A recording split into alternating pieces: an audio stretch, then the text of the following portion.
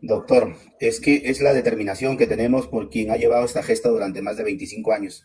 Es una de las, de hecho es la única que se le enfrentó a Hugo Chávez en la Asamblea Nacional y en su cara le dijo ladrón, porque es lo que es este socialismo. Solamente se dedican no solo a denigrar el gentilicio del venezolano como tal, no solo se dedican a quitar libertades y a oprimir a su gente y por un estado de WhatsApp te meten preso.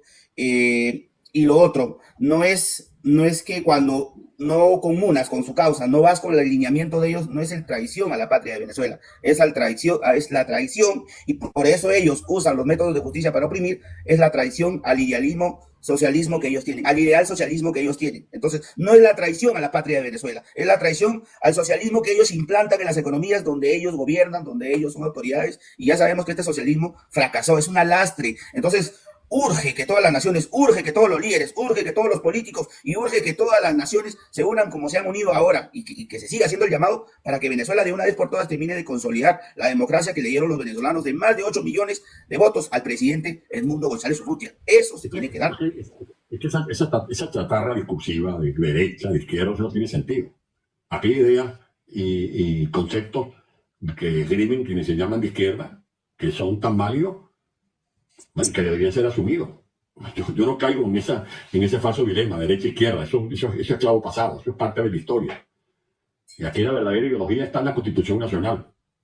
Y tú puedes entender que hay valores y principios que tienes que defender: la libertad, que es la libertad de expresión, que es la libertad de pensamiento, el derecho humano de ser creador de tus propias inquietudes y defender tus propias inquietudes, que puedas ser un emprendedor, que se respete la libertad de expresión, los derechos humanos, insisto, el derecho de propiedad, elegir, que tú puedas elegir, porque esa es la esencia del voto, que tú acudas y tú elijas. Bueno, voy a votar por este alcalde, por este concejal, por este gobernador, por este presidente. Esa es la democracia. Y que el Estado no sea un Estado intervencionista, un Estado que no sea un Estado administrando hoteles, fabricando cabillas. No, el Estado tiene que dedicarse a ser el gran moderador para que en la sociedad haya confraternidad, para que se respeten los derechos humanos, para que el Estado se convierta en un promotor de los emprendedores, que los venezolanos seamos emprendedores, que en las escuelas aprendamos a emprender. Eso es lo que tiene que hacer un Estado. Y garantizar seguridad social, que los niños vayan a las escuelas y que los ancianos tengan protección al final de sus días. Eso es lo que tiene que hacer un Estado, los servicios públicos. Y hoy hemos aprendido que el servicio más caro es el que no se tiene. ¿Cuánto nos daría cualquier persona ahorita que nos está viendo en Cumaná? ¿Cuánto nos pagaría por una bombona de gas? ¿Cuánto nos pagaría ahorita un pescador que tiene sus motores apagados y no pueden ir a pescar, no pueden ir a salir a sacar, no pueden ni siquiera lo que es la pesca de arrastra, porque no tienen cómo ponerle el gasoil a los motores? ¿Cuánto nos daría hoy cualquier ciudadano que trabaja allá como transportista para llenar el tanque? Pagan hasta un ojo de la cara. ¿Por qué? Porque el servicio más caro es el que no se tiene. Ahora lo estamos aprendiendo. ¿Y qué fue lo que decía Chávez cuando llegó al poder? El petróleo es del pueblo. ¿De cuál pueblo? ¿De cuál pueblo es el petróleo? Si cuando llegó Chávez al poder producíamos más de 3.300.000 barriles, y ya estamos produciendo allí, cuando estaba Chevron operando, y la Repsol, etcétera, y la ENI, y la francesa, cerca de 911.000 barriles. Cuando hemos debido, si se hubiese respetado el plan que dejó Carlos Andrés Pérez, y luego la apertura petrolera que impulsó el gobierno del presidente Caldera en su segundo gobierno, deberíamos estar produciendo hoy más de 6 millones de barriles. Y deberíamos tener un fondo como el que planteó Carlos Andrés Pérez en su segundo gobierno, como el que asumió Noruega, que tiene $1 trillón, con una población menos de 6 millones de habitantes. Esas son las lecciones que tenemos que aprender, para entender que no es que vamos a ser autárquicos. No, Venezuela no es que va a producir lo que va a consumir, pero podemos tener ventajas en la siembra y en el cultivo de unos 10 o 12 rubros: maíz blanco, maíz amarillo, arroz, caña de azúcar, los tubérculos, las leguminosas, por ejemplo. Hay que ver la tierra que tiene Venezuela. Y ese cuento de que tú tienes una tierra y sale una mata de mango, embuste. No toda la tierra es fértil. Venezuela tiene que aprovechar a sus técnicos que están aprendiendo ahorita en Holanda, en Brasil, donde hay emporios de la actividad agropecuaria, para poder responder a las preguntas: ¿qué es lo que podemos producir? ¿Caña de azúcar, maíz, manzana, dátiles? ¿O no podemos producir eso? Es una respuesta que tenemos que dar. ¿Dónde lo vamos a producir? En las tierras de Portuguesa, en las tierras de Falcón, en la sierra de Falcón, en las cumbres del Táchira. ¿Para qué lo vamos a producir? ¿Y en qué cantidad lo vamos a producir?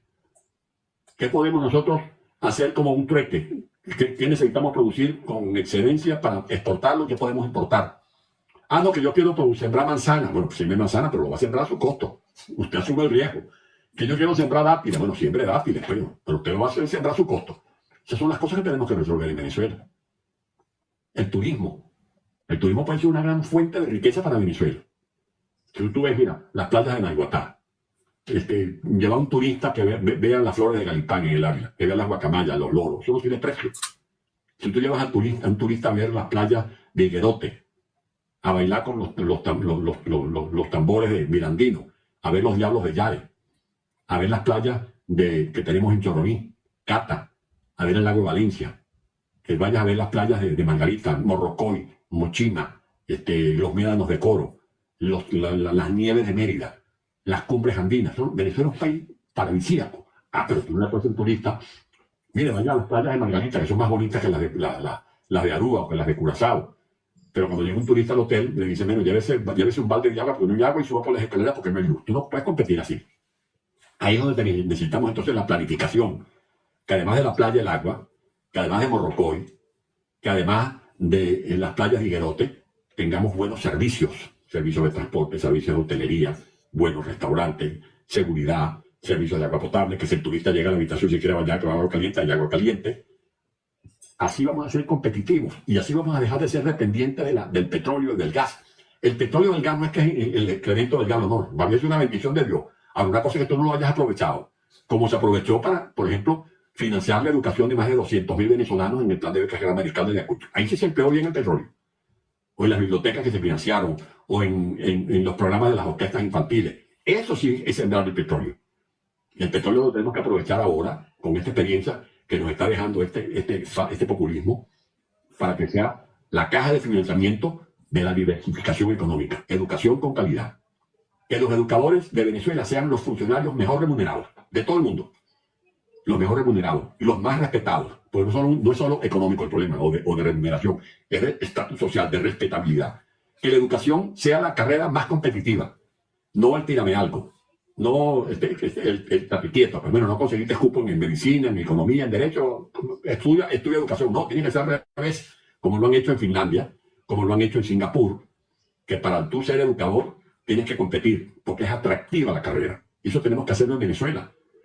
Que el educador no sea la cenicienta que anda por allí a ver cómo consigue $1 para completar 2, porque ganan $15, $14. Gente que tiene doctorado, eso es insólito.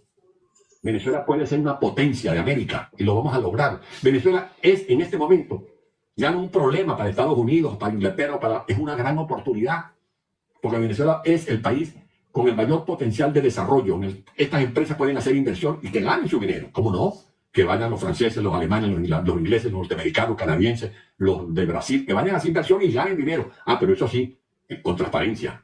Y que las ganancias que obtenga Venezuela no vayan a terminar en Andorra, en cuentas privadas, ¿no? Sino que terminen en las escuelas, en las universidades, en los sistemas de riego, para que Venezuela se desarrolle desde el punto de vista integral. Tecnología. El país que no se monte en el ferrocarril de la tecnología, haz las luz que te pagaste. Podemos seguir con el cuento que tenemos petróleo, cuando eso no va a servir para nada. Necesitamos hacer inversiones en tecnología, en investigaciones. Necesitamos desarrollar el turismo. Necesitamos desarrollar la pesca, para que esto significa que nuestro pueblo tenga allí esa fuente de nutritiva que son los peces y que se esté desaprovechando, porque esta gente acabaron hasta con eso. Vayan a preguntar cómo están los pescadores de Falcón, los pescadores del estado Anzoátegui, los pescadores de Margarita, los pescadores del estado Sucre. Arruinados con las lanchitas para y sus unidades de pesca paralizadas. Eso se tiene que acabar.